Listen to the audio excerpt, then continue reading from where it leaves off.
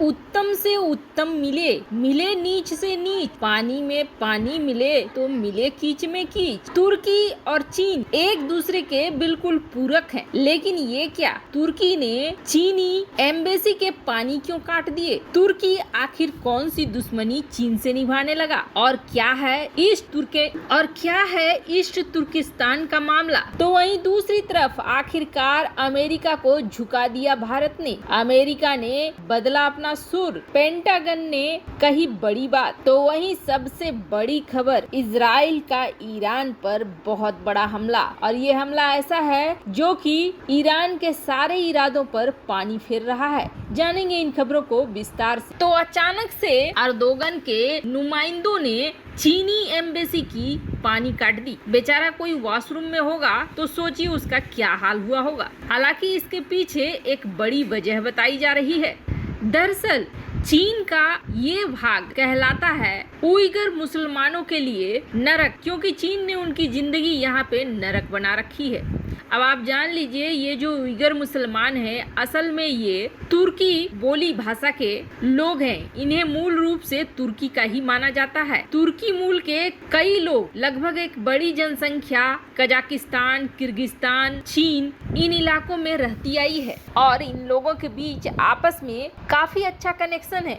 और इसकी वजह भी यही है कि ये जहाँ भी हैं सारे मुस्लिम हैं, एक दूसरे से जुड़ाव महसूस करते हैं। वैसे चीन ने जो उइगर मुसलमानों के ऊपर जुल्म ढालना शुरू करा है, तो उसका आधार भी ये है कि ये चाहते हैं इस इलाके को ईस्ट तुर्किस्तान बनाया जाए, यानी कि चीन से अलग होकर एक नया देश बनाया जाए जहां तुर्की बोली भाषा के लोग हों। दूसरे की जमीन पर कब्जा करने वाला चीन कब्जा किए हुए जमीन को लौटाएगा, वो भी ईस्ट तुर्किस्तान पर कब्जा तो जिनपिंग के पूर्वजों ने करा था। बस यहाँ पर जैसे ही आग की लपटें देखी जिनपिंग ने, तबाही मचाना शुरू कर दिया। ऐसी तबाही कि ये अब अपने देश की आजादी की बात नहीं करते हैं, बल्कि इस चीज से डरते हैं कि कहीं जिनपिंग के अत्याचार उन्हें दुनिया से आजाद न कर दे। पर तुर्की में वहाँ की आम जनता ईस्ट तुर्किस्तान को बहुत सहयोग करती है। भले अर्दोगन पाकिस्तान के इमरान खान सरकार की तरह चल रहे हो, उन्हें बस पैसे से मतलब हो, फायदे से मतलब हो, बाकी उइगर मुसलमानों के मामले में दोनों में से दोनों ही कुछ नहीं बोलते हैं। पर अब चूंकि अर्दोगन की सत्ता को भी हिलाना है,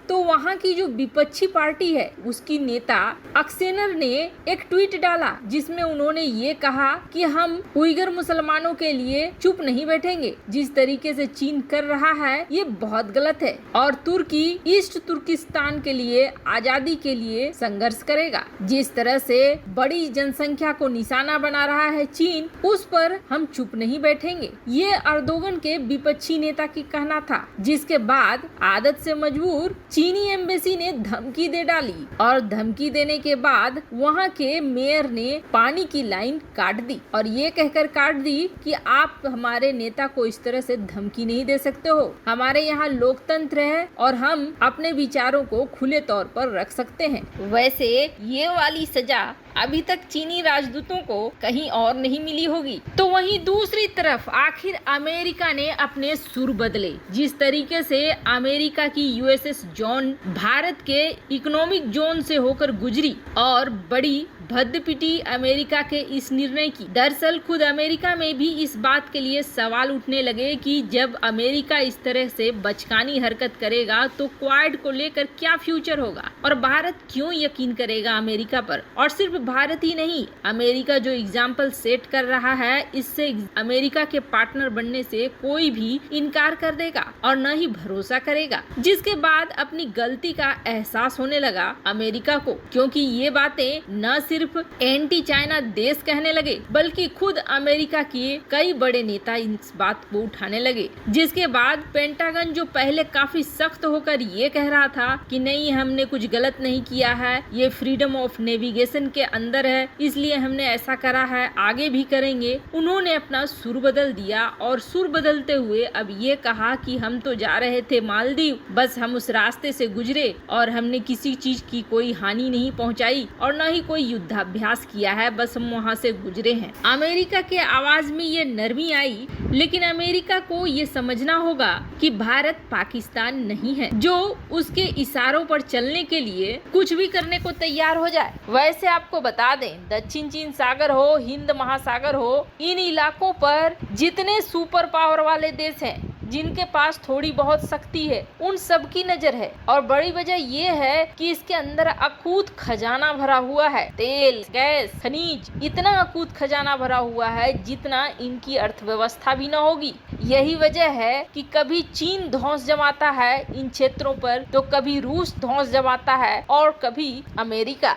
अभी तो फ्री नेविगेशन की बात कर रहे हैं सब, लेकिन लूटने के लिए सब तैयार होते हैं। वहीं दूसरी तरफ देखो, ईरान और इजराइल की दुश्मनी जग जाहिर है, और जब से ये बात होने लगी है कि ईरान के ऊपर से प्रतिबंध उठेंगे, इसके लिए बातें भी चल रही है। आप स्क्रीन पर कई तरह के आर्टिकल देख सकते हो जिसमें ये तय होता हुआ दिख रहा है ईरान के ऊपर से अब प्रतिबंध उठ जाएंगे। प्रतिबंध उठने का मतलब हो गया कि वो धीरे धीरे परमाणु बम बनाने के कगार पर होंगे। ईरान ने इजराइल को काफी पहले ये कह दिया था कि जिस दिन हमारा परमाणु बम बन गया उस दिन हम तुम्हें बर्बाद कर देंगे, और उसी समय इजराइल ने ये कहा था कि मैं वो दिन आने नहीं दूंगा कि तुम इसे बना पाओ। और इजराइल ने बाइडेन के आने के बाद भी इस बात को दोहराया कि ऐसा कुछ भी वो होने नहीं देंगे। इसके लिए चाहे इजराइल को पूरी दुनिया से क्यों न टकराना पड़े। अब ईरान पर एक बड़ा आतंकवादी हमला हो गया है, ये ईरान का कहना है, और हुआ भी है तो उसके बिल्कुल सपने को चूर चूर करने के लिए। ईरान जो अपना